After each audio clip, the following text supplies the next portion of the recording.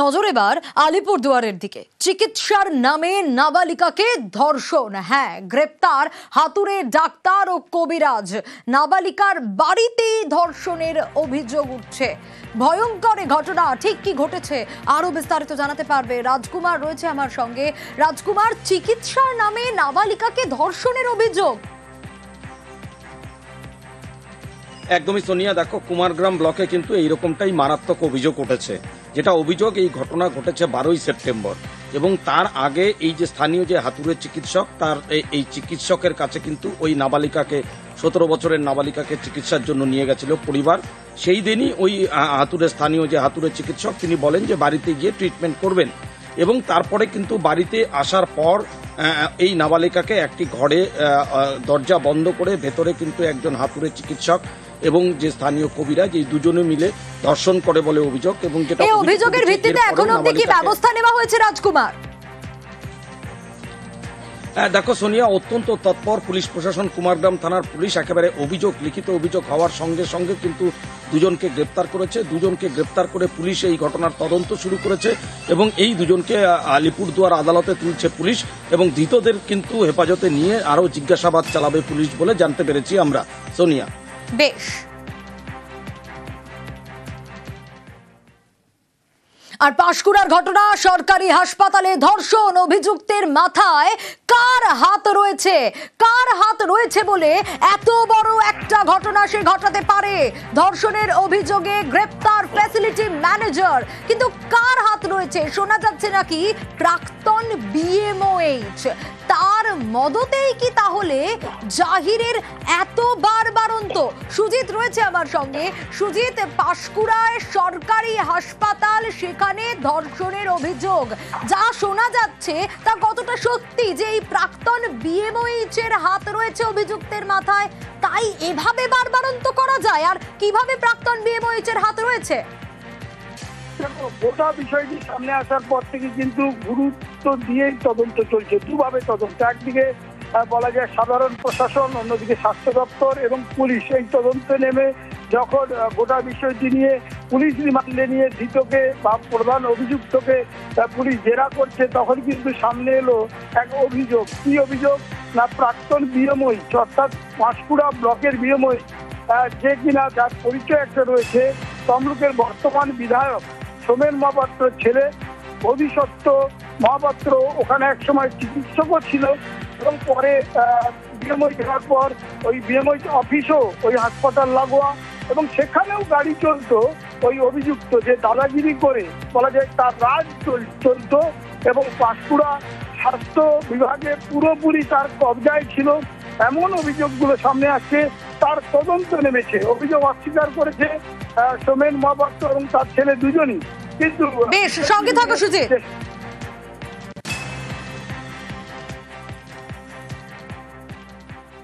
আমি বিএমওই ছিলাম একটি ব্লকের, সেই ব্লকের কো আধিকারিক হিসেবে আমি সুপারকে চিনি, তার গাড়ি চালায় জাহির আব্বাস খান, এইটুকু আমি জানি। এইটুকু জানার জন্য যদি কেউ বলেন ইন্ধন ছিল, তাহলে যে বলছেন বা যারা বলছেন তাদের মস্তিষ্কের একবার ইভ্যালুয়েশন করানো দরকার এবং তার সঙ্গে ওনাদেরকে একটা চ্যালেঞ্জ আমি ছুঁড়তে চাই, যেন এই ইন্ধনটা যদি প্রমাণ করতে পারেন তাহলে ওনারা যা বলবেন আমি সেটা মাথা পেতে নেব, আর যদি প্রমাণ না করতে পারেন তাহলে কিন্তু I will go for a মানহানির মামলা। আর ছেলের হয়ে ব্যাট ধরলেন বিধায়ক। ছেলের বিরুদ্ধে ওঠা অভিযোগে সৌমেন মহাপাত্র রীতিমতো ক্ষুব্ধ। সুজিতের কাছেই যাব, তবে তার আগে সুজিতের কাছে যাব। সুজিত, সৌমেন মহাপাত্র তিনি ছেলের হয়ে ব্যাট ধরেছেন, কি বললেন তিনি? কাদের নিশানা করছেন বিধায়ক? তিনি বলছেন রাজনৈতিক ভাবেই তাকে এই বলা যায় যে ষড়যন্ত্র করা হচ্ছে এবং তার ছেলের বিরুদ্ধে চক্রান্ত করা হচ্ছে। তিনি বলেন যে তার ছেলে বিএমওএইচ হিসেবে ব্লকের দায়িত্বে ছিলেন, সুপার স্পেশালিটি হাসপাতালের দায়িত্ব নেই। কিন্তু সামনে আবার যখন সুপার তার বক্তব্যে জানাচ্ছেন একসময় এখানে চিকিৎসক ছিলেন, আবার বিএমওএইচ অফিসটিও ওই হাসপাতাল লাগোয়া, আবার ওই বিএমওএইচ অফিসেরও সব গাড়ি, যা কিছু জিনিস সবকিছু কিন্তু সরবরাহ করতো বা দিত লিজে নিয়ে, সবটাই কিন্তু দেখভাল করতো ওই অভিযুক্ত মূল যিনি জাহির আব্বাস খান। তাকে জেরা করে পুলিশ এসব বিষয় জানতে চাইবে শুনিয়া স্বাভাবিকভাবে অনেক তথ্য সামনে আসছে। সেসব তথ্য জেরা করে জানার চেষ্টা যেমন হবে, বিভাগীয় তদন্ত চলছে এবং ইতিমধ্যেই তার সবকিছু যে জিনিসপত্র নেওয়া হতো, গাড়ি বা সরঞ্জাম সবটাই কিন্তু ক্যান্সেল করা হয়েছে এবং রাস্টিকেট করা হয়েছে। ধৃত অভিযুক্ত যিনি এখন পুলিশ রিমান্ডে রয়েছেন, মূল অভিযুক্ত। বেশ, সৌমেন মহাপাত্র কি বলছেন দেখি। আমার ছেলে বিএমই ছিল ব্লক প্রাইমারি হেলথ সেন্টারে, তো তারা কি এই তফাৎটা জানেন না? তারা তো ডাক্তার, সুপার স্পেশালিটির সঙ্গে কি তফাৎ এটুকু জেনে এসে যদি বলতেন তাহলে ভালো লাগতো। আমি ওপেন চ্যালেঞ্জ ছুঁড়ছি, আসলে পলিটিক্সটা করার জন্য এখানে ওনারা এসছেন। এর আগে আমার ছেলেকে ডিফেম করার জন্যে আরজি কর কাণ্ডের সঙ্গে জুড়ে দিয়েছিলেন। আর জাহির বলে যে ছেলেটি আজকে এইসব কাণ্ডের সঙ্গে যুক্ত, সে করে কোথায়? সুপার স্পেশালিটিতে। তাহলে তার সঙ্গে বোধিসত্ত্ব মহাপাত্রের যোগটা কোথায়? কি ঘটেছিল? পূর্ব মেদিনীপুরের পাঁশকুড়া সুপার স্পেশালিটি হাসপাতালে ধর্ষণের অভিযোগ উঠেছিল, স্বাস্থ্যকর্মীকে ধর্ষণের অভিযোগ উঠেছিল ফ্যাসিলিটি ম্যানেজারের বিরুদ্ধে। এই জাহির তার এত বারবারন্ত কেন? প্রাক্তন বিএমওইচের হাত রয়েছে তার মাথার উপর। আপডেটগুলো দিচ্ছিলাম, কিন্তু এবার ডিটেল একটা রিপোর্ট আপনাদের দেখাবো ঠিক কি ঘটেছিল, দেখুন।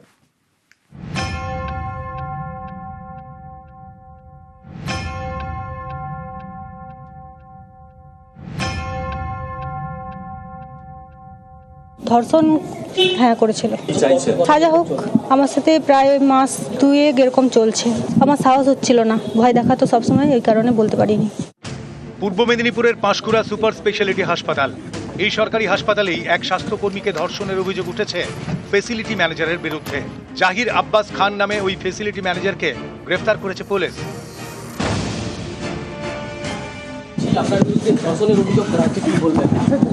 চক্রান্ত করেছে বিজেপি। সরকারি এই হাসপাতালে স্বাস্থ্যকর্মী ও নিরাপত্তা কর্মীদের নিয়োগ করে একটি বেসরকারি সংস্থা। সেই সংস্থারই কর্মী জাহির আব্বাস। অভিযোগকারীর দাবি, রবিবার তাকে জোর করে স্টোর রুমে নিয়ে যায় জাহির, সেখানেই তাকে ধর্ষণ করে। ধর্ষণ হ্যাঁ করেছিল, সাজা হোক। আমার সাথে প্রায় মাস 2 এরকম চলছে। আমার সাহস হচ্ছিল না, ভয় দেখা তো সবসময়, এই কারণে বলতে পারিনি। হাসপাতালে কান পাতলেই শোনা যাচ্ছে জাহির আব্বাসের দাদাগিরির অভিযোগ। জাহিরের গ্রেফতারির পর একে একে মুখ খুলতে শুরু করেছেন হাসপাতালের অন্য কর্মীরা। তাদের অভিযোগ, হাসপাতালের অধিকাংশ বিষয়ে জাহিরই ছিল শেষ কথা। কোন কর্মী কোথায় কাজ করবেন, কে কখন কাজে আসবেন, কোন ডাক্তার গাড়ি পাবেন, ওষুধ কিভাবে আনা হবে, সবই হতো জাহিরের নির্দেশ মতো। বিরোধিতা করলেই দেখে নেবে বলে হুমকি। এখানেই শেষ নয়, হাসপাতালে ব্যবসাও চালাতো জাহির। সুপারের গাড়ি থেকে অ্যাম্বুলেন্স সবই জাহিরের। কিন্তু এই জাহিরের এত দাপট হলো কিভাবে? হাসপাতালের কর্মীদের দাবি, বারবার সুপারের কাছে নালিশ করেও লাভ হয়নি। জাহিরের গ্রেফতারির পর সেই সুপারকে ঘিরে বিক্ষোভ দেখান তারা। আমার এখানে সুপার চাই না, এই সুপারকে এখান থেকে পোস্টিং অন্য জায়গায় করে দিন। সুপার স্যার আমাদের কিছু হেল্প করছে না, জেনেও জানছে না। আমি ছিলাম না, আমি 1টার সময় ডিউটিতে এসেছি, তখন শুনলাম তখন থানায় যেতে হবে। আমরা সবাই থানায় গেছি। নিশ্চয় কিছু বড় লোকের মাথায় হাত আছে, নাহলে হবে না। আমরা জানাই অফিসে, অ্যাসিস্ট্যান্ট সুপারকেও জানাই, কোনো ব্যবস্থা নেই না। কোম্পানির লোকই যদি হসপিটালে রক্ষক হয়ে ভক্ষকের কাজ করে, সেই জায়গায় তো আমরাই আতঙ্কে আছি অলরেডি। এই ঘটনায় বেসরকারি ওই নিরাপত্তা সংস্থা কেন নিজে থেকে অভিযোগ জানায়নি তা জানতে চেয়ে সংস্থাকে শোকজ করেছেন জেলার মুখ্য স্বাস্থ্য আধিকারিক। সিএমওইচের রিপোর্ট গিয়েছে স্বাস্থ্য ভবনে। নিউজ 18 বাংলা।